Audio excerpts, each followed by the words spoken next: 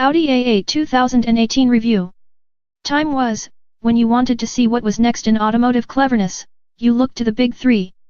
And I mean big in two ways. Germany's BMW, Mercedes, and latterly Audi all put their big ideas into their big cars, the limos, with V12 engines and huge price tags, and status-conscious owners who spent more time in the back than in the driver's seat. That kind of went away for a while, partly because really big ideas were being held back by the available technology and buyer interest. If I want to start an argument, I'll loudly announce to a group of people that innovation by automakers has been eclipsed by Apple and Samsung and Google. The companies that made cars were grappling with bigger, systemic issues. But with Tesla bringing the double-edged sword of Silicon Valley swagger to the automotive world, it's all on again. Stuff we see in phones and science fiction are finding their way onto our driveways, and for the first time in a decade, the big three are finding relevance in their Uber limos as technology showcases. Audi's new A8 is definitely a rolling advertisement for where the brand is going, evolving from a car company to its new self-proclaimed business as a mobility company.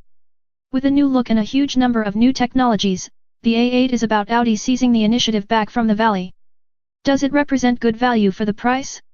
What features does it come with? As ever, for a car that starts over $200,000 in its current form, it's difficult to define value. If it's by the sheer number of things in the car, then perhaps it is. Two versions, using Audi's new and oddly confusing naming conventions, the petrol engine 55 and diesel-powered 50 are expected at launch. Audi Australia hasn't provided any pricing, but we were softened up for a price rise during a short presentation about local plans. The car is completely chockers with stuff: virtual cockpit, 2 more screens to run the car's systems and climate control, backseat screens for passengers, heated and cooled massaging seats, electric everything, and a swag of driver assistance systems that are both standard and optional. A range of powerful yet apparently frugal V6 engines and cutting-edge tech wherever you look. The screens are haptic. You can talk the car into looking for a restaurant. You'd get bored reading the feature list, but if you can imagine it, it's probably got it. Audi is boasting of its new AI driving systems. Like BMW's 5 and 7, you can remotely park the car in garages, perpendicular or reverse parking situations. Using the Audi Connect app, you can get out of the car and it will park itself. At this stage, we're not getting any of it. Sorry folks, but government legislation is the problem here. The second is a rather more capable traffic jam assist. If you're on a congested road with a median strip or some kind of barrier between you and oncoming traffic, the A8 will take over everything with the touch of a button.